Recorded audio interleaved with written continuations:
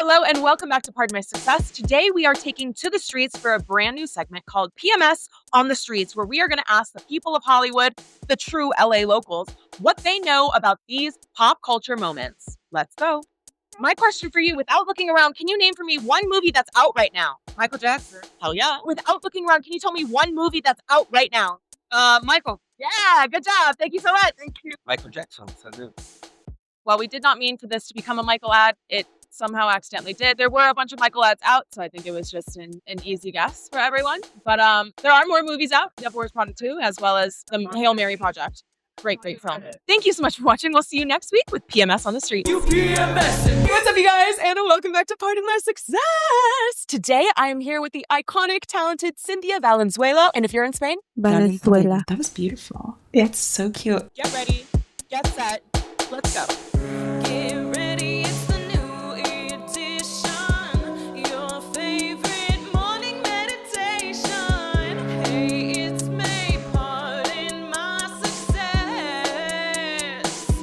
I'm a hot mess. Pardon my success. Pardon my success. Pardon my success. Pardon my UPMS. Cynthia and I are so excited to be in Julius Caesar right now. She is my arch nemesis. It's true. We're enemies. Yeah. Enemies to lovers. That's like literally That'd be amazing. This episode is going to be called Shakespearean Enemies to Lovers. Because we have beef the whole show. This is true. As Mark Antony, our darling Cynthia is Cassius, or Cassius Ligarius, the evil senator who is one of the conspirators who kills Caesar. How many plays have you done with Colleen now? This is my third one. Oh my gosh, me too. Mhm. Wait, what were the other two that you did? We did Christmas Carol together. Do Yeah, you we remember? did. Yeah, we did. And then I was Juliet in Romeo and Juliet last year. That's so cute. That was my first play with her. Oh my gosh, It was great. let's go back. Tell me, how did you first begin storytelling? Can I say like Barbies? Yeah, you can. Honestly, my brother and I would make little videos because I had like a little Barbie apartment. And we figured out if you use my mom's phone camera, it looks like it's real life. They look big. I remember we got a croissant from the bakery and we put it in the toilet and it looked so realistic. So I think that's how we got started. Were you putting these out anywhere, or was this just solely for your own enjoyment? I think just for our own enjoyment. I don't know that we posted anything online until my brother was in high school. Then he wanted to go into film school. So he was doing a lot of filmmaking. I guess I have a couple things on YouTube on my brother's account that are old. They're pretty old. Oh, I want to see whatever that is. And I know your brother is 3 years younger than you. Yeah. And he also lives here in LA? Oh my Yes, she gosh. does. Where are you guys from originally? We grew up in Colorado. Yes. My family is from LA. I was born in LA, but we really grew up in Colorado. Oh, and then when did you come back? 2021. So like 5 years. Oh my, It's been 5 me too. years. Oh my gosh. 2021. Wait, that's crazy. April. So you never lived here with your family. You literally only moved here as an adult. I don't have any memory of living here with my family because I was like one when we moved. Is your family at all working in creative arts or anything like that? No, not working in. Well, my dad kind of works for the news TV stations in Colorado. Okay. He's like a master control, I think is what it's called. I don't really know what he does. I never He's doing understood. great work. I think now he's the head of the team, which is really cool. But my dad's a musician outside of work. What does he So do? What does he make? He is a bass player and a pianist and a guitar player. He does everything. And drums and whatever string instrument you give him, he'll learn it. Wait, that's so cool. So- So what you said, you also play music. I do also play music. do you Yeah. play? Piano, guitar, ukulele. I sing. Oh, yeah. I played the flute in college. I play the flute. I play piano, flute, piccolo, and oboe. I've never. Wait, oboe? Yeah. Me too. Oh my gosh. Wait, why did you leave that out then? Because I played it for like 3 Me too. years. I'm in not high very good at school. it, but I did play it. I hated it, but it also sounds so It's so good. beautiful. And it just, but the reed. mouthpiece, That weird reed. it the would double make me reed. dizzy. Yeah, it makes you really lightheaded. That's for sure. And I wasn't good enough to play it in college. I was barely good enough at the flute to play in college. Bridge Yeah. out. I went to school at Cornell College, not to be confused with Cornell University, also a good school. I think I've heard of that. the Cornell College in Mount Vernon, Iowa. It's a little liberal arts school in the middle of cornfields in Iowa, and The it's cornfields. I loved my time there. It was a perfect environment for me. And you met your husband there, correct? My college sweetheart, Oh, cutie. Wait, tell us about him. John Bendewald. He's a magician. Oh my God. He has a whole business. He's doing great. You visit his website. I think it's like Magic John johnb.com. Wait, would he come on the pod and do magic? Are you kidding me? I really... Oh, absolutely. I know that magicians never reveal their secrets, but I really desperately want a magician to come on and reveal their secrets to me. Just like a few. Ooh. He can teach you. I would love to be He taught might be able to teach one you. trick. He'll do that with some of his gigs, birthday parties. He'll have a package where he'll do a show, but then he'll teach the birthday person a trick and they'll perform for their... Wait, okay, yeah, I want to do that. I want to do a trick. Okay. It's really good. He's very good. This is very so talented. exciting. You can find him online for sure. Is he part of the Magic Castle? Wait, you're serious? I want to go to the Magic... Oh my gosh, let's go. So bad. Please take me to the Magic You can Castle. walk there. It's great. Magic Castle, do we need to explain what it is? Yes. I know some people don't know. Please tell the people. Magic Castle is an exclusive magicians club. If you're not a magician member, then you can only get in by invite only. Or you can get a night at the Magic Castle Hotel and then you can get in. But even if you get a hotel reservations, it's first come, first serve to the magicians' invites. Yes. Which is I think so. crazy. You have to be invited by a magician member in order to see their shows. And like Penn and Teller and like, is it the most famous magicians in the world are a part of this. And it's so cool. And I've wanted to go so badly. It's right there. If you're ever like in Hollywood, you'll see a mansion, an old-timey mansion. That's it. It's a Magic Castle. I remember in 2019, my brother and I came to visit for a cousin's wedding, and my brother knew he was going to move here.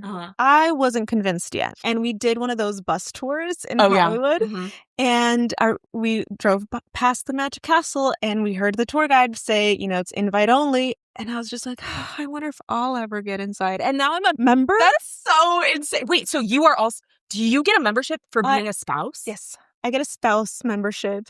I'm actually screaming. I feel... So I can take you. I feel... Even without John. Literally, this is the But you most should see John. day. I do want to see John. But the fact that I literally don't even need him is...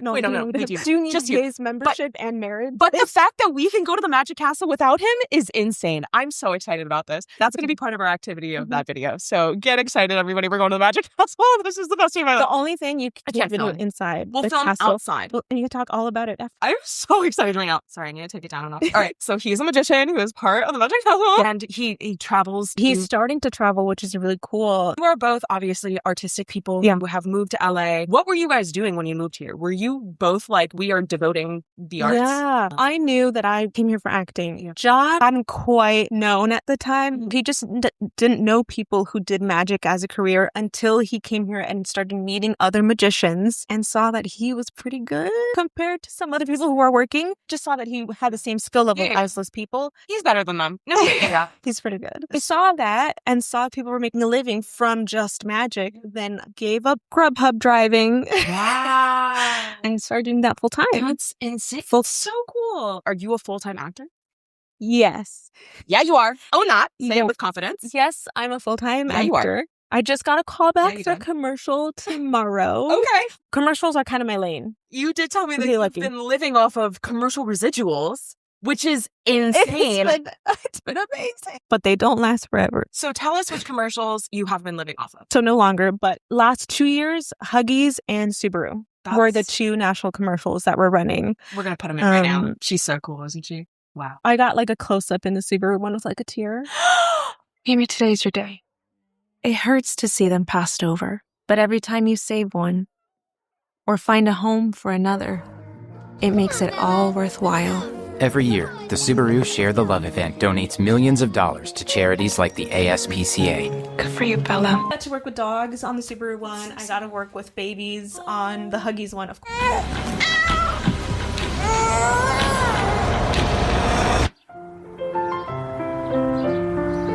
How did you get those jobs? Auditions through my agent. I was non-union for a while and joined the union like 2 years ago. Okay, SAG. How has that changed? How do you think? Okay, commercial space is really interesting because right now a lot of commercials shoot non-union. There are a lot of feelings about that. And when I was non-union, I was getting a lot of auditions. And actually, one summer, I booked quite a few commercials. Pay scale is different though. So once I joined SAG, I joined for a movie that I was in. Wait, what was the name of the movie you were in? The Accountant 2. I was in one scene with Ben Affleck and John Bernthal. What? Yeah, just gonna casually drop that. What? That was the coolest thing ever. And like the biggest thing I've ever done. That's insane. So cool. I know. I watched The Accountant too. Yeah, I was in it. Wait, where were you? I was in the motel. I was one of the trafficked girls. Yeah. She's fine. She's alive. There's a cool scene. Nothing crazy happened. I'm just there to like give information. What happens? You walk into a room like this. What happens if things turn bad? Now look, it's not us. We're as tame as a tulip, okay? I'm just wondering what happens if somebody puts their hands on you in a way you don't like. If maybe we don't let you leave. ¿Está loco este gringo? Está raro. ¿Qué le importa eso? Algo está raro. Obviamente no quieren sexo. Pero no quieren información. No quieren nombres. Se llama Tomás. We're going to be professional, so I'm not like fangirling. They're gentlemen. It was really cool. I tend to be really shy and timid, so I just let them do their work and I did mine. We had to take a van from the studio to the location, and John Bernthal was being a gentleman and like helping us get down the van, so I held his hand for a little bit. I was just like, thank you. Okay, the Punisher. It was really cool to watch them work, be in the room with them as they're talking with the director. It felt very, I don't mean this to sound bad, but it felt like a student film in the sense that we're there talking about it, writing the scene together. John Bernthal was sitting like this in his chair, you know, with like his foot up. And he's like, I just feel like this is what is happening in the scene. I feel like this is what my character would do.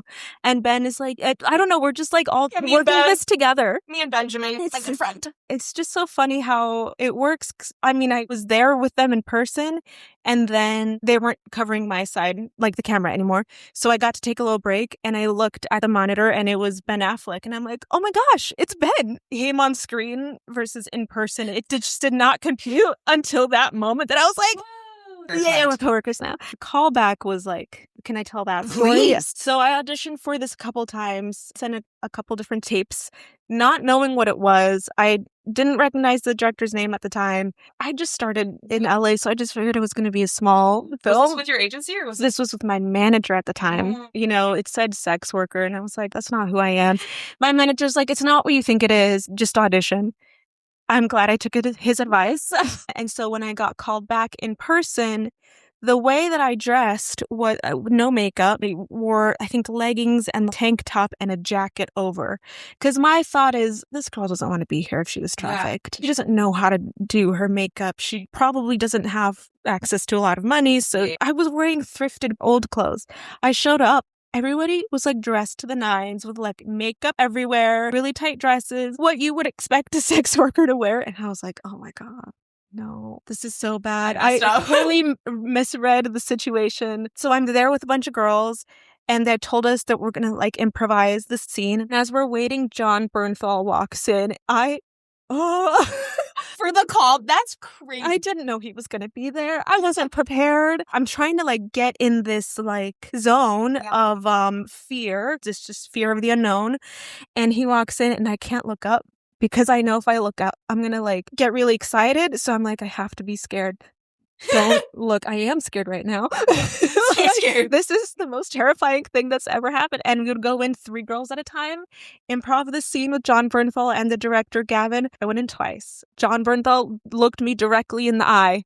I remember the first time we went in, I couldn't say anything. We were improvising the scene and like, I couldn't think of what to say. And also it's like a little bit of Spanish too. So I didn't say anything.